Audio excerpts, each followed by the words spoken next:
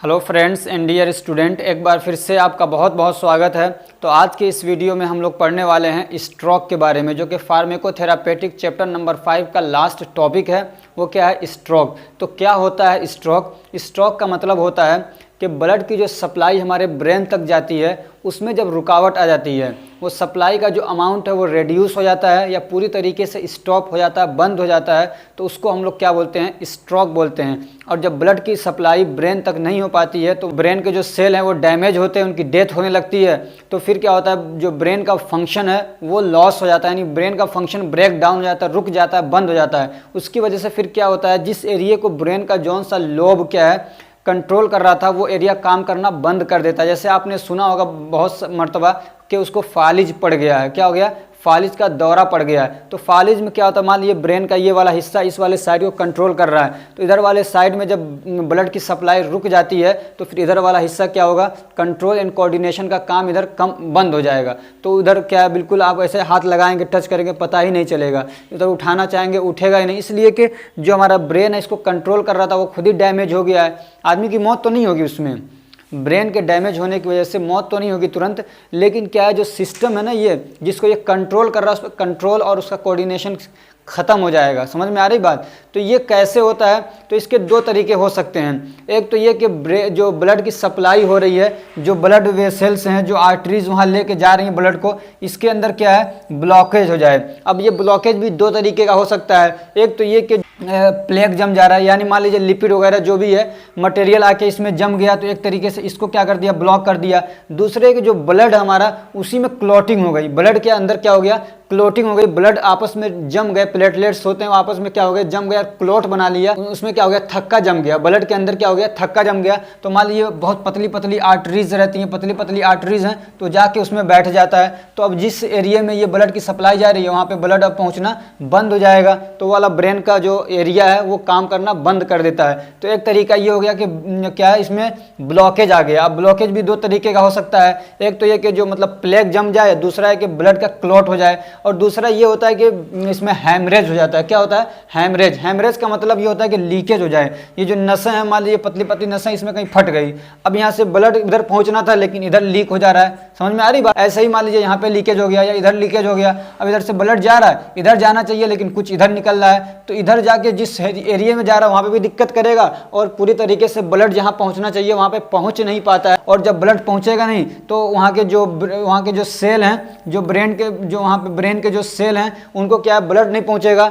तो ऑक्सीजन नहीं पहुँचेगा, न्यूट्रिशन नहीं पहुँचेगा, और फिर वहाँ पे जो वेस्ट मटेरियल है वो आसानी से वापस नहीं आ पाएगा। तो फिर क्या होगा? इनको एनर्जी नहीं मिल पाएगी। जब ऑक्सीजन नहीं पहुँचेगा तो एनर्जी वहाँ पे बन नहीं पाएगी, एनर्जी नहीं बनेगी तो वो क्या है? वो डैमेज होना शुरू हो जाती है, डेथ होने उनकी शुरू हो जाती है। और जब वो मरने लगते हैं तो फिर उनका फंक्शन क्या होता है? ब्रेक डाउन हो जाता है, बंद हो जाता है। तो जिस एरिया को वो कंट्रोल कर रहे थे वो एरिया काम करना बंद कर देता है। इसलिए देखेंगे कि एक साइड का उसका फेस क्या है? मुंह टेढ़ा हो जाता है। समझ में आ रहा है? जिसको फालिज का मतलब दौरा पड़ता है, जिसको फालिज हो जाता है, लकवा होता है, तो उसमें क्या होगा? यही दिक्कत होती है कि ब्रेन का सिस्टम डिस्टर्ब हो जाता है। समझ में आ रही बात? ब्रेन का सिस्टम क्या होता है? डिस्टर्ब हो गया तो इधर वाला डिस्टर्ब होता है, इधर वाले साइड को खराब कर देता है, इधर वाला डिस्टर्ब होता है, इधर वाले साइड को क्या करता है? खराब कर देता है। हाथ तो इधर वाला उठेगा नहीं, इधर वाला डिस्टर्ब हुआ तो इधर वाला हाथ नहीं उठेगा, ऐसे ही एकदम लूज हो जाता है। समझ में आ रही बात? तो ये दिक्कत होती है। चलिए अब हम लोग इसका डेफिनेशन पढ़ते हैं डिटेल में। तो डेफिनेशन क्या है इसकी? Stroke is a condition in which blood supply to the brain reduce or stops due to the blockage or haemorrhage. तो स्ट्रोक क्या है? तो एक स्ट्रोक एक ऐसी कंडीशन है जिसमें क्या होता है? ब्लड की सप्लाई जो ब्रेन को जा रही थी वो रेड्यूस हो जाती है। क्या हो जाती है? रेड्यूस हो जाती है, यानी कम हो जाती है, या बिल्कुल क्या बंद हो जाती है। क्यों होती है ऐसा क्यों होता है? तो ब्लॉकेज की वजह से या हेमरेज की वजह से, जो मैं आपको समझा चुका हूँ। ठीक, अब इसमें क्या होता है? In stroke condition brain function is stopped. तो जब स्ट्रोक होता है यानी ब्लड की सप्लाई नहीं पहुंच पाती है तो ब्रेन का जो फंक्शन है वो क्या होता है? स्टॉप हो जाता है, रुक जाता है, due to death of the brain cell, क्योंकि ब्रेन के जो सेल हैं उनकी डेथ हो जाती है, वो डैमेज हो जाते हैं। Stroke is also called brain attack. तो इसको ब्रेन का अटैक भी बोलते हैं। क्या बोलते हैं? ब्रेन का अटैक। जैसे कि हार्ट अटैक आपने सुना है, ऐसे ही इसको क्या बोलते हैं? ब्रेन का अटैक बोलते हैं। इसको क्या बोलेंगे? ब्रेन अटैक हो गया। या इसको बोलते हैं सेरेब्रो, क्या बोलते हैं? Cerebrovascular accident. Cerebrovascular accident, CVA। CVA इसको बोलते हैं सेरेब्रोवैस्कुलर एक्सीडेंट भी इसको हम लोग बोलते हैं। अब ये दो टाइप का होता है, एक होता है इस्केमिक स्ट्रोक और दूसरा होता है हेमरेजिक स्ट्रोक। इस्केमिक स्ट्रोक क्या है, जो मैंने बताया कि जिसमें ब्लॉकेज के जरिए से ब्लड की सप्लाई रुकती है, उसको हम लोग बोलते हैं इस्केमिक स्ट्रोक। तो ब्लड फ्लो, इसमें क्या होगा, तो blood flow to the brain reduce due to the narrowed और ब्लॉक्ड आर्टरीज ऑफ ब्रेन। समझ में आ रही बात कि इसमें क्या होगा कि जो ब्लड का फ्लो है, यानी ब्लड का जो बहना है वो पूरी तरीके से हो नहीं पाता, ब्लड अच्छे से बह नहीं पाता है, यानी ब्रेन तक पहुंच नहीं पाता, वो रेड्यूस हो जाता है ड्यू टू द नैरोड और blocked arteries of the brain. तो जो ब्रेन तक जाने वाली आर्टरीज है वो नैरो हो जाती है। मान लीजिए इतना है, वो सुकड़ गई किसी वजह से, नैरो हो गई, तब भी नहीं जा पाएगा, या इधर से किसी ने दबा दिया, इधर से दबा दिया तो ये नैरो हो गई, ठीक। इसकी वजह से या तो फिर ब्लॉक हो गई, या तो इसमें क्या आ गया, ब्लॉकेज आ गया किसी तरीके का। तो इस तरीके से ब्लड की सप्लाई अगर रुकती है तो उसको हम लोग बोलते हैं इस्केमिक स्ट्रोक, ठीक है। अब ये कैसे होगा, तो उसको हम लोग बोलते हैं थ्रोम्बस। थ्रोम्बस बोलते हैं क्या, कि जो ब्लॉकेज हो रहा है दो तरीके का होगा, एक होगा थ्रोम्बस की वजह से। थ्रोम्बस क्या है कि लिपिड वगैरह जो है ये इसमें जो प्लेक बन जाता है, लिपिड वगैरह का क्या होगा, इसमें प्लेक बन जाता है, पूरे रास्ते को जाम कर देता है, तो उसको हम लोग बोलते हैं थ्रोम्बस की वजह से, ठीक है। लिपिड का डिपोजिशन हो जाता है, यहाँ पे लिपिड जम गया। या तो फिर वो क्या होगा, एम्बोलस की वजह से होगा। एम्बोलस क्या है कि ब्लड की क्लॉटिंग हो गई, जैसे कि प्लेटलेट्स होते हैं वो क्या होते हैं, आपस में चिपकने लग जाते हैं, तो आपस में वो चिपक जाएंगे तो ब्लड की क्लॉटिंग हो जाएगी, हो जाके किसी आर्टरीज की पतली जो कैपिलरीज हैं, पतली पतली होती हैं, उसमें जाके कहीं पे वो जाम कर देंगे, रास्ते को बिल्कुल ब्लॉक कर देंगे, तो उसकी वजह से दिक्कत आती है। और दूसरा क्या, हेमरेज। हेमरेज स्ट्रोक क्या होगा, तो blood flow is disturb due to the leakage of blood vessels of brain. तो इसमें क्या होगा कि ब्लड का फ्लो क्या होता है, डिस्टर्ब हो जाता है, रेड्यूस हो जाता है due to the leakage of blood. अब ये जो ब्लड वेसल्स हैं इसी में क्या आ जा रहा है, लीकेज आ जा रहा है। यहाँ पे मान लीजिए कट गया, ठीक है, अब यहाँ से ब्लड इधर बाहर निकल जा रहा है, जाना इधर था लेकिन बहुत सारा इधर निकल जा रहा है, तो इस तरीके से ब्लड की सप्लाई क्या हो रही है, डिस्टर्ब हो रही है, तो उसको बोलते हैं हेमरेज, ठीक। अब इसकी एटियोलॉजी क्या है, तो ब्लॉकेज इन ब्रेन आर्टरीज, कि ब्रेन की जो आर्टरीज है उसमें ब्लॉकेज आ गया, या लीकेज इन ब्लॉक, या क्या हो गया, लीकेज इन ब्लड वेसल्स, जो ब्लड वेसल्स हैं उसके अंदर क्या हो गया, लीकेज हो गया, वहां से बह जा रहा है ब्लड दूसरी तरफ। या इसका एक कॉज होता है, वो क्या है, डायबिटीज़ मेलाइटस की वजह से भी ऐसा हो सकता है, या फिर स्मोकिंग की वजह से भी ऐसा ये दिक्कत क्रिएट हो सकती है कि जो ब्लड वेसल्स वो क्या हो गए, कॉन्स्ट्रिक्ट हो जाएंगे, सुकड़ जाएंगे, नैरोड हो जाएंगे। या इनएक्टिविटी, आदमी क्या है, एकदम दिन भर रात भर सुस्त बैठा रह रहा है, ना बस खा रहा है सो रहा है, खा रहा है सो रहा है, बैठा है मूवी देख रहा है, मोबाइल चला रहा है, तो फिर क्या होगा, जो लिपिड का डिपोजिशन है वो बढ़ने लगेगा, तो इस तरीके से दिक्कत हो जाएगी, आर्टरीज के अंदर जाके वो जम जाएगा। ओबेसिटी, मोटापा भी एक इसका कॉज हो सकता है, एटियोलॉजी में आ सकता है। ऐसे ही शराब पीने की वजह से दिक्कत आ सकती है। ऐसे ही एस्ट्रोजन की जो गोलियां आती हैं, जो पिल्स आती हैं, उसका यूज़ करने की वजह से ये दिक्कत आ सकती है। ऐसे ही एडवांसिंग एज, यानी किसी आदमी का एज बढ़ रहा है तो उसकी वजह से फिर ब्लड वेसल्स क्या उसमें दिक्कत आने लग जाती है, सुकड़ने लग जाते हैं, तो भी ये दिक्कत हो सकती है। या फैमिली हिस्ट्री की वजह से भी ये दिक्कत आ सकती है। अब इसके पैथोजेनेसिस क्या है, तो पैथोजेनेसिस आसान है इसके, ड्यू टू एटियोलॉजिकल फैक्टर्स। तो जो एटियोलॉजिकल फैक्टर्स हैं उनकी वजह से दिक्कत क्रिएट होगी। जैसे कि मान लीजिए ब्लॉकेज हो गया तो क्या होगा, जो ब्लड की सप्लाई है वो क्या हो जाएगी, रेड्यूस हो जाएगी, रेड्यूस्ड ब्लड सप्लाई, ठीक है। फिर क्या होगा, डेथ ऑफ ब्रेन सेल, तो ब्रेन के जो सेल हैं उनका डेथ हो जाएगा, वो डैमेज हो जाएंगे। और क्या होगा, लॉस ऑफ ब्रेन फंक्शन, फिर जो ब्रेन का जो फंक्शन है वो लॉस हो जाएगा, तो हम लोग उसको बोलते हैं क्या, स्ट्रोक हो गया, ठीक है। आप चाहें तो ये वाला जो इसमें पॉइंट है इसको हटा भी सकते हैं। अब इसके क्लिनिकल मैनिफेस्टेशन क्या है, तो इसमें क्या सिम्टम्स दिखेंगे, तो डिजीनेस, आदमी को चक्कर आएगा, loss of control and coordination, तो जो हमारा ब्रेन ना कंट्रोल और कोऑर्डिनेशन का काम करता है वो उसका कंट्रोल खत्म हो जाएगा। हाथ उठाना चाहेगा आदमी नहीं उठा पाएगा, इसलिए कि ब्रेन का उसका कंट्रोल नहीं कर रहा है। अब समझ में आ रही, तो उसका जो कंट्रोल और कोऑर्डिनेशन का काम है वो क्या हो जाएगा, डिस्टर्ब हो जाएगा, लॉस हो जाएगा उसका। ऐसे ही डिफिकल्टी इन स्पीकिंग, ऐसे ही क्या होगा इसमें, डिफिकल्टी इन स्पीकिंग, ये क्या है, स्पीकिंग है, ये स्पीकिंग कर लीजिए, एंड यहाँ लगा लीजिए, एंड अंडरस्टैंडिंग, आदमी को बोलने में और समझने में दिक्कत होने लग जाएगी, क्योंकि ब्रेन काम नहीं कर रहा है तो बोलने में भी दिक्कत होगी, समझने में भी दिक्कत होगी। ऐसे क्या होगा, पैरालाइसिस हो जाएगा उसका। पैरालाइसिस का मतलब वो एरिया काम करना बंद कर देता है, इसलिए कि ब्रेन का कंट्रोल उस पर खत्म हो जाता है, ठीक है। तो कहाँ पे होगा पैरालाइसिस, फेस में हो जाएगा, पता चल रहा है कि चेहरे का एक एरिया क्या है। ये एक कभी तो ऐसा होता है कि मतलब मुंह पे ज़्यादा दिक्कत आती है कि मुंह टेढ़ा हो जाता है, बोल नहीं पाता आदमी।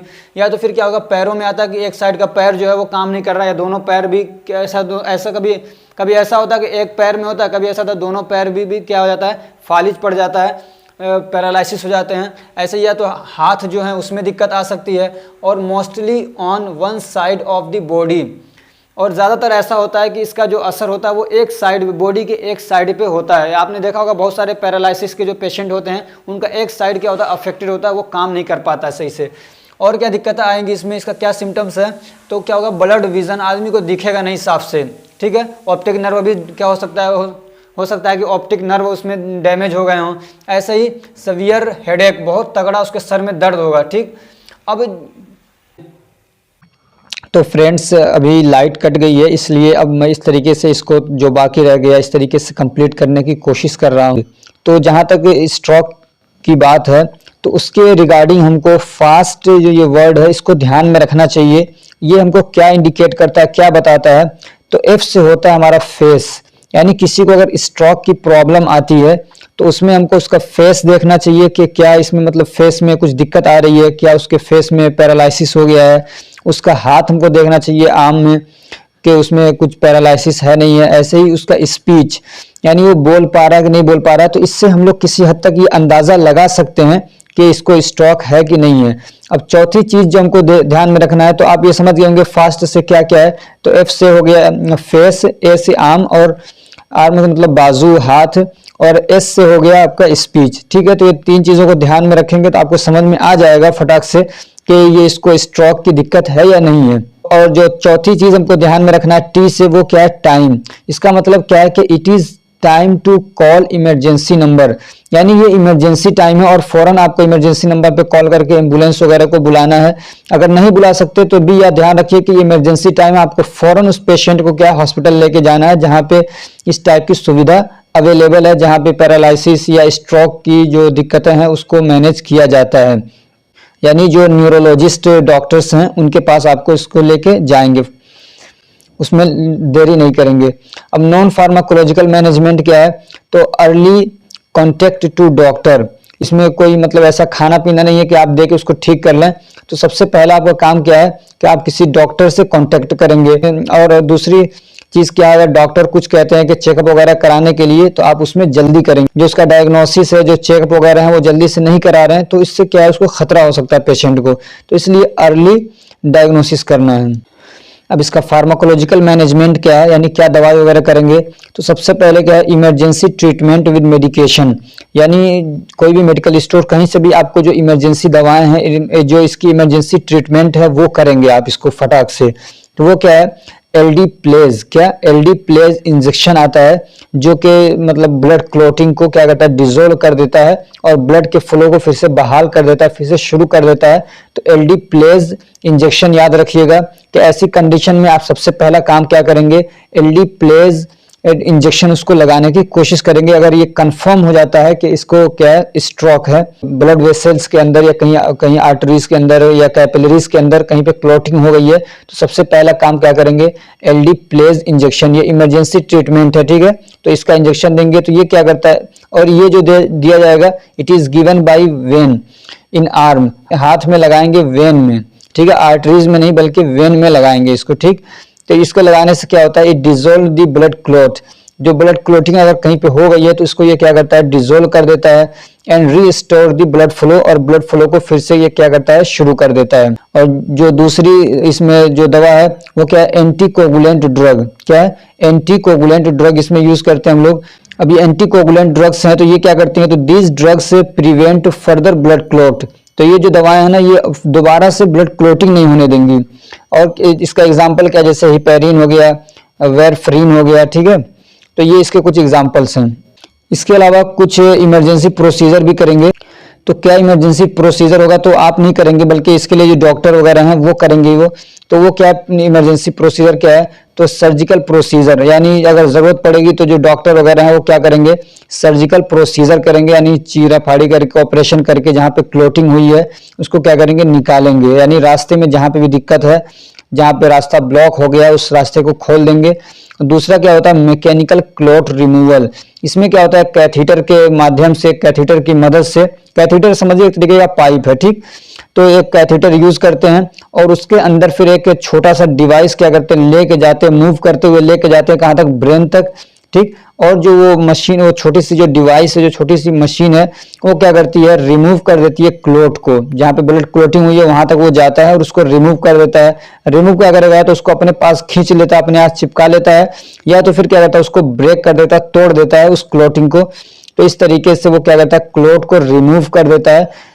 और भी तरीके हो सकते हैं, लेकिन ये 2-3 तरीके हमने ले लिए हैं। जो डी फार्मा का सिलेबस है उसके लिए इतना मेरे हिसाब से काफ़ी है। तो ये हमारी जो कोशिश, अगर ये आपको अच्छी लग रही है तो वीडियो को ज़रूर लाइक करिए, चैनल को सब्सक्राइब करिए और अपने फ्रेंड्स को भी शेयर करिए। आप डी फार्मा में हैं तो डी फार्मा फर्स्ट ईयर के जो स्टूडेंट्स हैं उनको भी आप इस चैनल के बारे में बताइए। Thank you so much for watching.